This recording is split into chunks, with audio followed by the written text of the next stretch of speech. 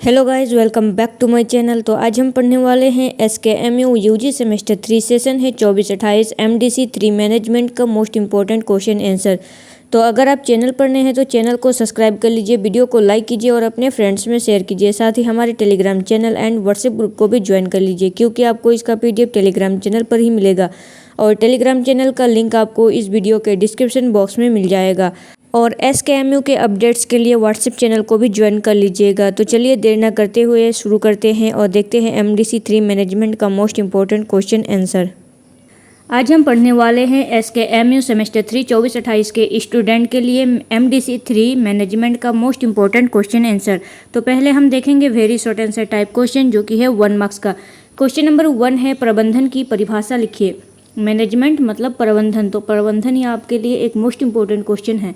प्रबंधन वह प्रक्रिया है जिसके द्वारा किसी संस्था के उद्देश्यों को प्राप्त करने के लिए मानव एवं अन्य संसाधनों का नियोजन, संगठन, निर्देशन, समन्वय तथा नियंत्रण किया जाता है। सरल शब्दों में उपलब्ध संसाधनों का प्रभावी एवं कुशल उपयोग ही प्रबंधन कहलाता है।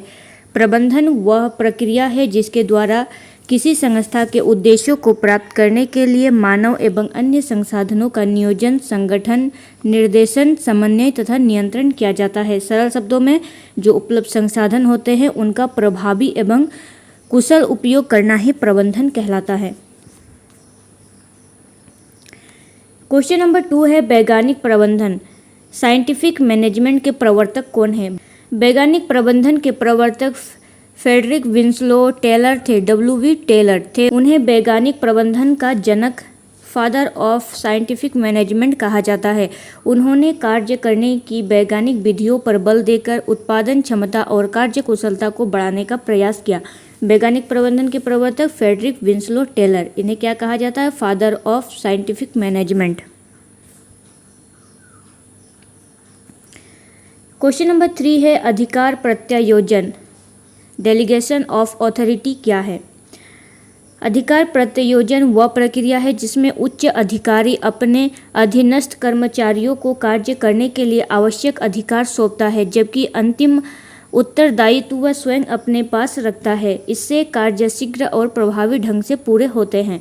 अधिकार प्रत्यायोजन वह प्रक्रिया है जिसमें जो उच्च अधिकारी होता है वह अपने अधीनस्थ कर्मचारियों को कार्य करने के लिए आवश्यक अधिकार सौंपता है, जबकि अंतिम उत्तरदायित्व स्वयं अपने पास रखता है।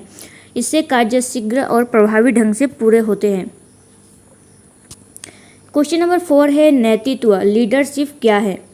नेतृत्व वह क्षमता है जिसके द्वारा कोई व्यक्ति अपने अधीनस्थों को संगठन के उद्देश्यों की प्राप्ति के लिए प्रेरित, मार्गदर्शित तथा प्रभावित करता है।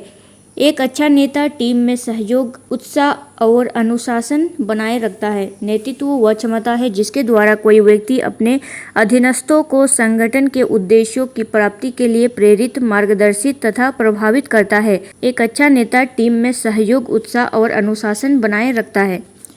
क्वेश्चन नंबर 4 है, नियोजन और नियंत्रण के बीच क्या अंतर है? एक तो होता है प्लानिंग और कंट्रोलिंग। प्लानिंग और कंट्रोलिंग के बीच क्या अंतर है? नियोजन और नियंत्रण एक दूसरे के पूरक है। नियोजन में लक्ष्य निर्धारित किए जाते हैं। नियोजन में लक्ष्य निर्धारित किया जाता है, जबकि नियंत्रण के माध्यम से यह सुनिश्चित किया जाता है कि कार्य निर्धारित योजना के अनुसार हो रहा है या नहीं। इसीलिए प्रभावी नियंत्रण के लिए नियोजन आवश्यक है और सफल नियोजन के लिए नियंत्रण भी आवश्यक है। नियोजन और नियंत्रण दोनों एक दूसरे के पूरक है और नियोजन में लक्ष्य निर्धारित किया जाता है। नियोजन में लक्ष्य निर्धारित किया जाता है, जबकि नियंत्रण के माध्यम से यह सुनिश्चित किया जाता है कि कार्य निर्धारित योजना के अनुसार हो रहा है या नहीं। इसीलिए प्रभावी नियंत्रण के लिए नियोजन आवश्यक है और सफल नियोजन के लिए नियंत्रण भी आवश्यक है। अब हम देखेंगे शॉर्ट आंसर टाइप क्वेश्चन, जो कि है 5 मार्क्स का। क्वेश्चन नंबर 1 है, नियोजन। प्लानिंग की अवधारणा, उद्देश्य एवं महत्व का वर्णन कीजिए। नियोजन की अवधारणा, उद्देश्य एवं महत्व का वर्णन कीजिए। नियोजन प्रबंधन का एक प्रथम एवं सबसे महत्वपूर्ण कार्य है। इसका अर्थ है कि भविष्य में किए जाने वाले कार्यों को पहले से निर्धारण करना तथा संगठन के उद्देश्यों की प्राप्ति के लिए उपयुक्त कार्य योजना बनाना। नियोजन के अंतर्गत यह तय किया जाता है कि क्या कार्य करना है, कब करना है और कैसे करना है, किसके द्वारा करना है। इसके माध्यम से संगठन की नीतियाँ, कार्यक्रम नियम तथा कार्य विधियां निर्धारित की जाती है जिससे सभी कार्य व्यवस्थित रूप से संपन्न होते हैं। नियोजन प्रबंधन का सबसे महत्वपूर्ण कार्य है। इसका अर्थ है कि भविष्य में की जाने वाली कार्य, जैसे कि आप अगर कल का ही रूटीन सेट करेंगे तो कब करना है, कितने टाइम में आपको पूरा करना है। अगर आप एक पूरा सिलेबस ले लिए कि आज मुझे इतना पढ़ना है, इतना पूरा करना है, इसको पूरा कर लेने पर मेरा सिलेबस ख़त्म हो जाएगा तो मेरा एग्ज़ाम अच्छा जाएगा, तो ये आपको कितने टाइम में करना है, कितने बजे शुरू करना है, कब करना है, नोट कब बनाना है, रिवीजन कब करना है, तो ये एक निर्धारित नियोजन प्लानिंग हो गया इसका।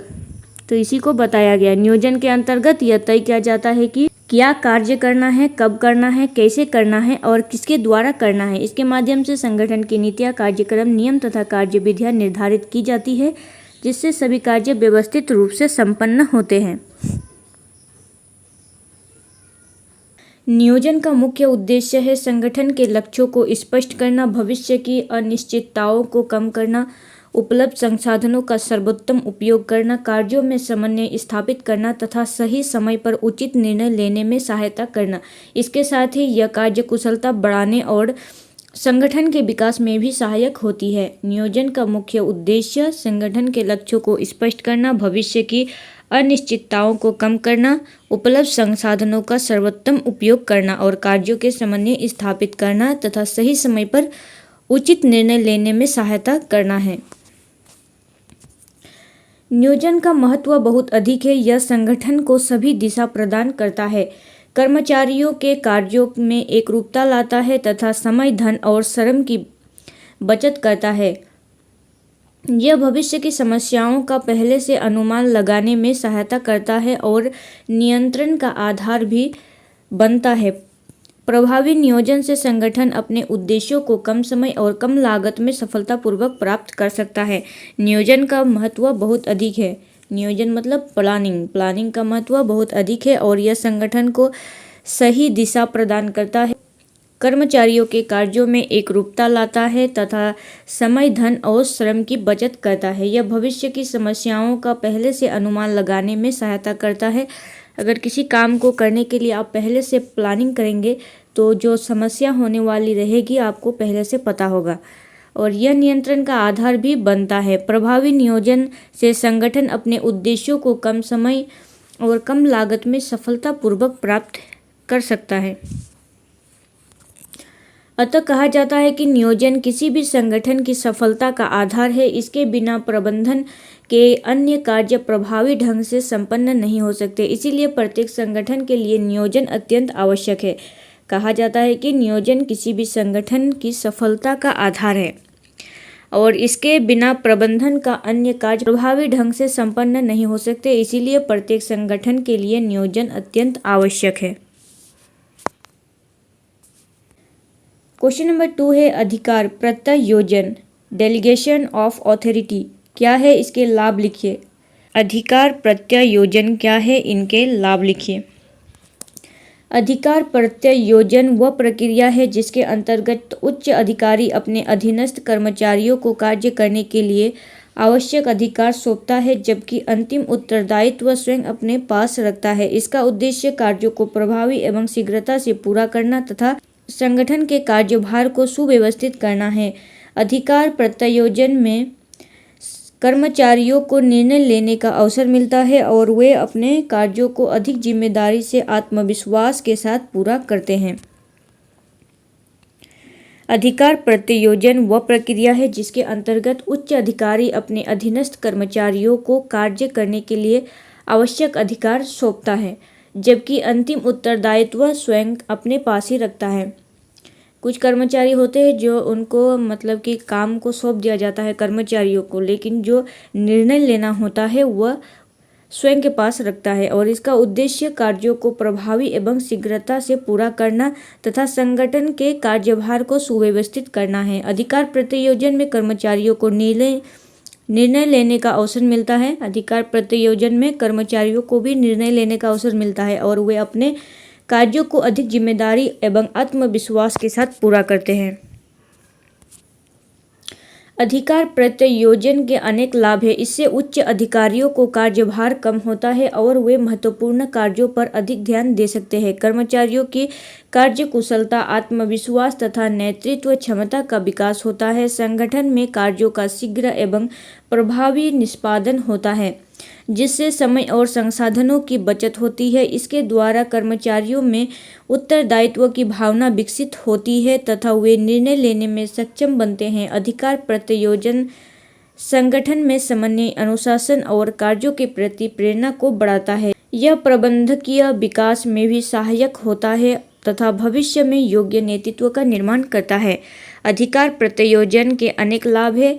इससे उच्च अधिकारियों का कार्यभार कम होता है। जो उच्च अधिकारी होते हैं, हेड ऑफिसर, उनके कार्यभार कम होता है और वे महत्वपूर्ण कार्यों पर अधिक ध्यान दे सकते हैं। कर्मचारियों की कार्यकुशलता, आत्मविश्वास तथा नेतृत्व क्षमता का विकास होता है। कर्मचारियों में भी कार्यकुशलता, आत्मविश्वास तथा नेतृत्व क्षमता का विकास होता है। संगठन में कार्यों का शीघ्र एवं प्रभावी निष्पादन होता है, जिससे समय और संसाधनों की बचत होती है और इसके द्वारा कर्मचारियों में उत्तरदायित्व की भावना विकसित होती है तथा वे निर्णय लेने में सक्षम बनते हैं। जो कर्मचारी होते हैं वह निर्णय लेने में सक्षम बनते हैं। अधिकार प्रत्यायोजन संगठन समन्वय, अनुशासन और कार्य के प्रति प्रेरणा को बढ़ाता है। यह प्रबंधकीय विकास में भी सहायता होता है तथा भविष्य में योग्य नेतृत्व का निर्माण करता है। अतः अधिकार प्रत्यायोजन किसी भी संगठन के कुशल संचालन के लिए अत्यंत आवश्यक है। इसके संगठन की कार्यक्षमता बढ़ती है, कर्मचारियों का विकास होता है तथा संगठन अपने उद्देश्यों को अधिक प्रभावी ढंग से प्राप्त कर सकता है। अधिकार प्रत्यायोजन किसी भी संगठन में कुशल संचालन के लिए अत्यंत आवश्यक है। इससे संगठन की कार्यक्षमता बढ़ती है, कर्मचारियों का विकास होता है तथा संगठन अपने उद्देश्यों को अधिक प्रभावी ढंग से प्राप्त कर सकता है। क्वेश्चन नंबर 3 है प्रेरणा मतलब मोटिवेशन की अवधारणा एवं उसके महत्व का वर्णन कीजिए। प्रेरणा की अवधारणा एवं उसके महत्व का वर्णन कीजिए। प्रेरणा प्रबंधन का एक महत्वपूर्ण तत्व है। प्रेरणा का अर्थ है कर्मचारियों को संगठन के उद्देश्यों की प्राप्ति के लिए उत्साह, रुचि और लगन के साथ कार्य करने के लिए प्रोत्साहित करना। यह एक ऐसी प्रक्रिया है जो व्यक्ति की आंतरिक इच्छाओं, आवश्यकताओं तथा लक्ष्यों को ध्यान में रखकर उसे बेहतर कार्य करने के लिए प्रेरित करती है। प्रेरणा के माध्यम से कर्मचारी अपने कार्य को अधिक जिम्मेदारी, निष्ठा और आत्मविश्वास के साथ करते हैं, जिससे संगठन का कार्यक्षमता में वृद्धि होती है। प्रेरणा प्रबंधन का एक मतलब जो मोटिवेशन है वो मैनेजमेंट का एक महत्वपूर्ण तत्व है। प्रेरणा का अर्थ होता है कर्मचारियों को संगठन के उद्देश्यों की प्राप्ति के लिए प्रोत्साह, रुचि और लगन के साथ कार्य करने के लिए प्रोत्साहित करना। जो कर्मचारी होते हैं उनके अंदर जो उत्साह होता है, रुचि होता है, लगन होता है, उनको बढ़ाने के लिए, प्रोत्साहन को बढ़ाने के लिए मोटिवेशन का प्रयोग किया जाता है। यह एक ऐसी प्रक्रिया है जो व्यक्ति की आंतरिक इच्छाओं, आवश्यकताओं तथा लक्ष्यों को ध्यान में रखकर उसे बेहतर कार्य करने के लिए प्रेरित करती है।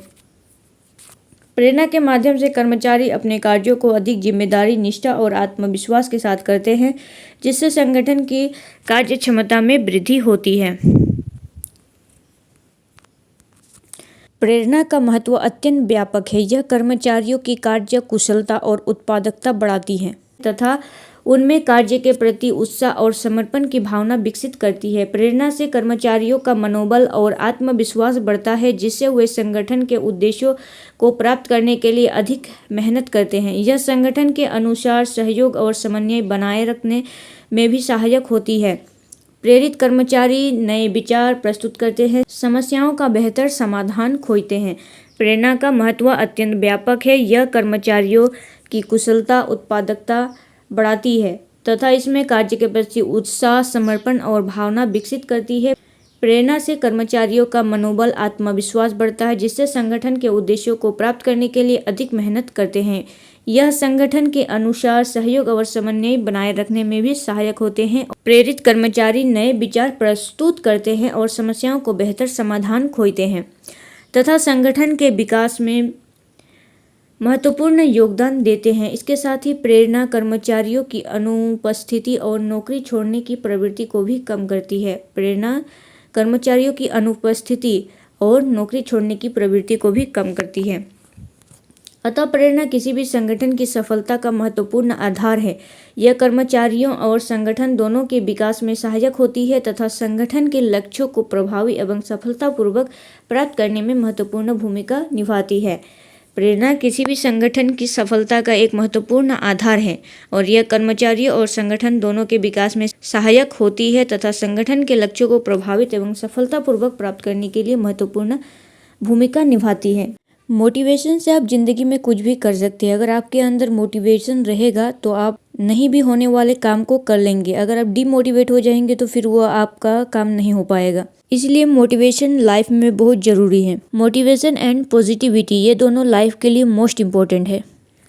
अब हम देखेंगे लॉन्ग आंसर टाइप क्वेश्चन जो कि है 15 मार्क्स का। क्वेश्चन नंबर 1 है प्रबंधन मैनेजमेंट की अवधारणा, उद्देश्य, प्रकृति एवं महत्व का विस्तृत वर्णन कीजिए। प्रबंधन की अवधारणा, उद्देश्य, प्रकृति, क्षेत्र एवं महत्व का विस्तृत वर्णन कीजिए।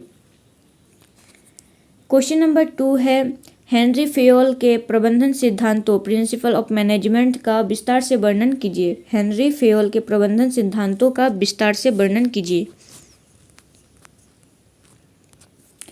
क्वेश्चन नंबर 3 है नियोजन की अवधारणा, प्रक्रिया, महत्व एवं सीमाओं का विस्तृत वर्णन कीजिए। नियोजन की अवधारणा, प्रक्रिया, महत्व एवं सीमाओं का विस्तृत वर्णन कीजिए।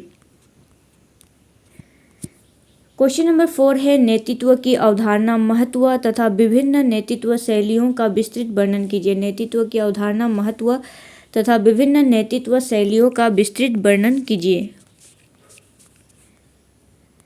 क्वेश्चन नंबर 5 है नियंत्रण, कंट्रोलिंग की अवधारणा, सिद्धांत, प्रक्रिया तथा प्लानिंग और कंट्रोलिंग के संबंध का विस्तृत वर्णन कीजिए। नियंत्रण, कंट्रोलिंग की अवधारणा, सिद्धांत, प्रक्रिया तथा प्लानिंग और कंट्रोलिंग के में क्या संबंध है, इसको विस्तार से वर्णन करना है।